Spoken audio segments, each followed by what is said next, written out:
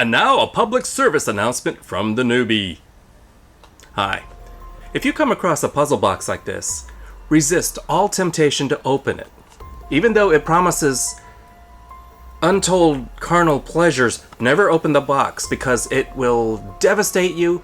Hooks will come out of nowhere and tear you to pieces. So even if it promises extreme unlimited carnal pleasure, do not open the box. Repeat, do not open this box, no matter how easy it appears to be, and it's not worth it. Hooks, ripping, alright? Not good. Even if it promises untold pleasures, never open this box, alright? Never open it. Maybe I can just peek inside. Nope, not gonna do it. Not gonna do it because hooks, remember, hooks.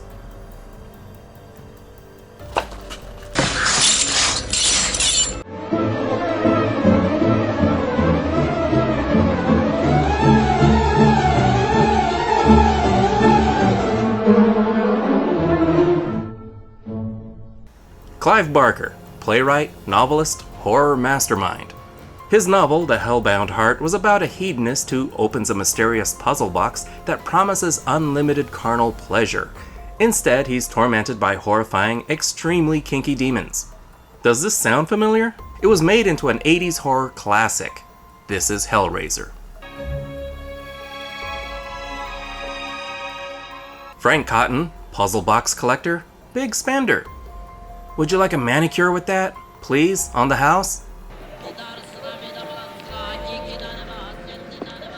Stupid tourist. Later, he solves the puzzle. Half naked, by candlelight, the way real men solve puzzles. Hey, he's taking it apart. That's cheating. This ends badly, to say the least. I'm just gonna pause here to explain. This is how it was explained to me. The box opens a dimension that will bring you extreme pleasure, but the dimension is inhabited by the Cenobites, grotesque cosmic sadomasochists. See, they promise pleasure, but it's their idea of pleasure. With the good comes really, really bad. The Cenobites are so twisted that they don't see the difference between pleasure and pain anymore. It's all good, baby. So the good news, the pleasure is eternal. The bad news, the pain is too. Oh, this is so much more than a spanking! Not the ripping and tearing I was hoping for! Still worth it. He came, they saw, they ripped his ass. The poster boy for the Cenobites is Pinhead, although he's not referred to that in this movie. Really, he should be called Nailhead. Those are nails. It looks like he fell asleep drunk in a hardware store. My friends are dicks. Now Frank is some assembly required. They're good as new. Some unspecified time later, Frank's brother, Larry, played by the incredibly good at creepy Andrew Robinson, moves into the house with his second wife, Julia. Ugh, smells damp. Let's just say Frank was a moist guy. No sign of Frank, it looks like he left in a hurry, leaving his Arby's untouched. I wouldn't sit on that, you'll both wind up pregnant. Why does he always look like he's hiding from Dirty Harry? Moving day. Pivot!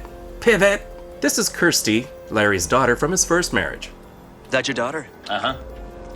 Got her mother's looks. Her mother's dead. She must have been one hot corpse. Julia has fond memories of Frank. He's the bad boy, the black sheep of the family, so of course his brother's fiancé is fair game.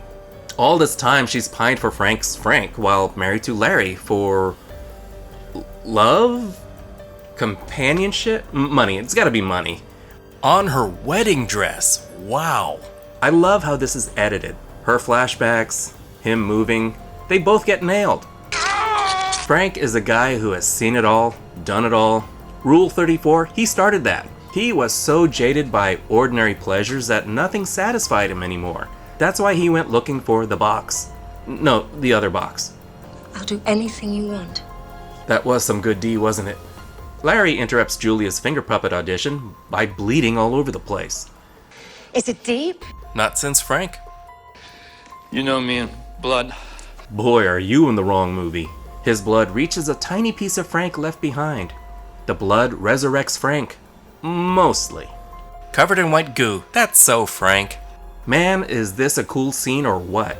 It doesn't make the resurrection look easy or graceful. Resurrection from the dead takes effort. Still thinking about the D. Hey, this reminds me of Frank. In the attic, Julia finds Frank.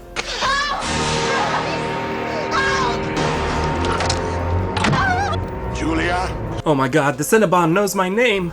don't look at me. Hey Frank, lose weight? Frank, In any case, seeing Frank again reminds her of meat. the blood brought me this far. I need more. I wasn't talking to my dead ex-lover who's also your uncle. Okay. Julia's got some decisions to make. Why does this look like an American Tale? Somewhere out there. Anything? If you promise anything to people, they will hold you to that. I'm pretty sure it's legally binding. She'll do it. Do what, you may ask? When Larry's blood brought Frank back, they figure even more blood will be better, so they can reignite their affair. Are you telling me this isn't a sex machine? Where do they get more blood? Time to get creative. Wow, the 80s just took human form and walked into a bar. If we're both on the road, maybe we can have a drink together. It's like noon. Not judging. She brings this lonely guy home, but instead of a promised afternoon delight, offers Frank a snack. Think of it as a three-way with less crying.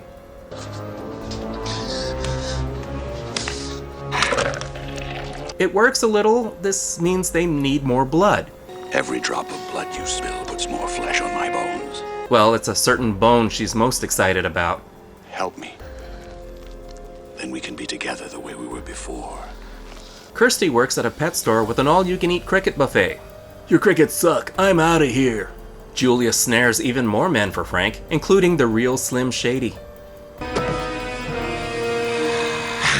My lungs are back so I can smoke and fuck them up all over again. You promised me an explanation. Frank shows off his box. The other one. See this, babe? I dumped you for this. No, my box. Larry tries to check out the attic, but Julia doesn't want to see him killed by Frank, so she distracts him with weird, awkward sex. Frank appears to be the jealous type, so he cock blocks. I am your time of the month. Want a slice of rat? It's really good. Okay, more for me. She's not even looking at Frank, she's just creeped out by Andrew Robinson. After these messages. We'll be right back. I got a real problem here, kiddo. They're still blue and they hurt. I don't want to hear it, Dad. She doesn't even want to leave the house. It's like she's waiting for something. Waiting for his foreskin to grow back, I suppose. Another day, another victim. This time, Kirsty's there to witness the horror. And the horror. Come back here and get in these guts. Literally. What can you do? Still lacking skin, Frank is quite vulnerable. Oh, why did those have to grow back first? No, my box. Fucking have it! And you break my window? Bitch! Probably sensing its importance, Kirsty grabs the box rather than kick it into a sewer like anyone else would. She's ignored by nuns, so helpful, collapses and wakes up in a hospital. Ooh, you need to remove the catheter first. Hello, is it me you're paging for? Her memory's a bit spotty, so Dr. Lionel Richie gives her a present. I know you came in with that, but we're still billing you for it. Nothing better to do. So, in what, a minute she figures out the puzzle? I feel like this is an easy puzzle on purpose. It's like demonic entrapment. It does open doors, sometimes walls. Nothing odd about this. Oh, hi, Big Ed. Better run for it before he proposes. Home base, now it's your turn to run. Stop messing with the box. The box. You opened it. It is a means to summon us. A warning sticker would be nice. Oh, no tears, please. It's a waste of good suffering. Yeah, don't waste it when so many of us have to buy it ourselves. Don't go, Frank Cotton! Oh, yes. He escaped you! Kirsty figures out they're looking for Frank, so she strikes a deal to lead them to Frank if they let her go. And the Cenobites are like, alright. The jig is almost up and things are getting desperate. Julia finally agrees to give Larry to Frank. Kirsty arrives, but she's too late to save her dad. Papa's got a brand new skin suit. Daddy, you're okay. You're really all right. Not gonna say anything about the blood all over his head? Larry is acting odd. Whatever Frank did was unspeakable. He's Frank. Come on, look at him. That's so Frank. The blood, the blank homicidal stare. Okay, that may be just Andrew Robinson, but that is Frank. Don't believe me? Here's Larry's body. We want the man who did this. He's my father, and you can't have him. She still doesn't know that Frank is in the Larry suit. Come to Daddy. Oh, now she gets it. Ooh, not the face. And I was so careful putting this on. Resurrection didn't do his aim any good. Doesn't mean he can't make the best of it. No, idiot, don't go back in there. Yeah, hide. Jesus! Oh, I ate too much Uncle Ben's brown rice. And that's another sponsor I'm not gonna get. The Cenobites are holding back, waiting for Frank to screw up by admitting what he did. Frank's here. I didn't realize demons had due process. Cenobites assemble! Pinhead, Deep Throat, Chubby, Chilly Willy, Machete.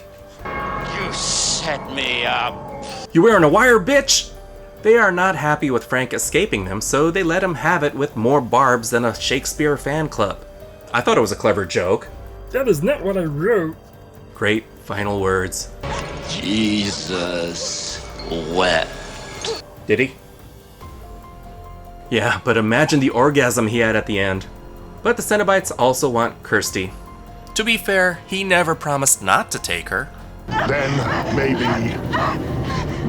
we have such sights to show you. He seems so enthusiastic, like he really wants to show her around.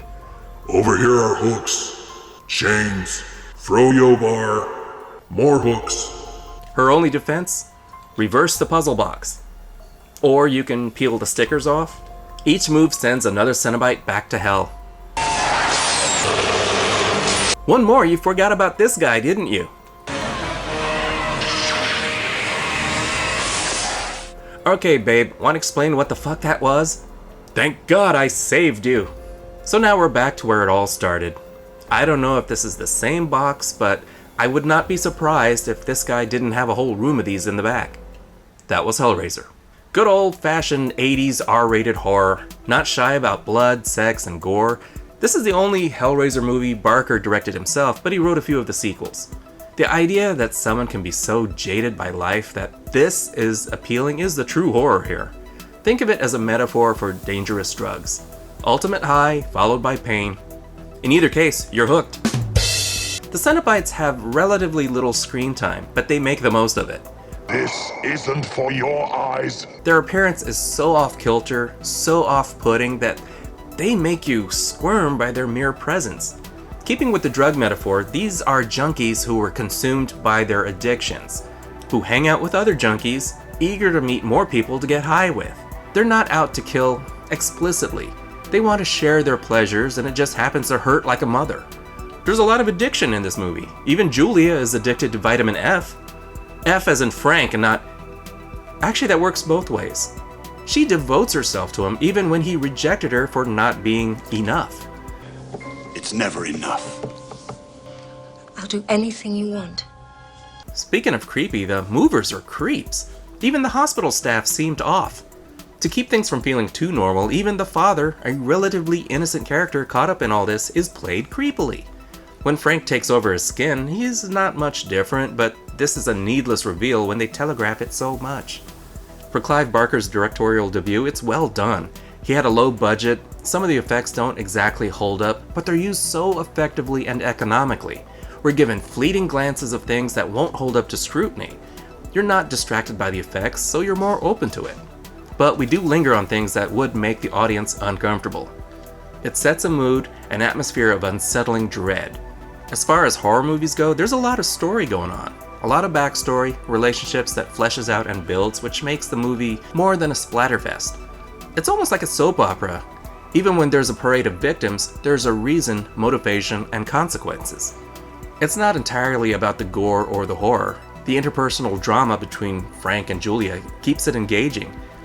Hellraiser is 4 Bs. It's not perfect, but it's still a classic. I wish I could say the same for the sequels. Thank you so much for watching. Like, subscribe, comment, the bell, you know, the usual YouTube stuff.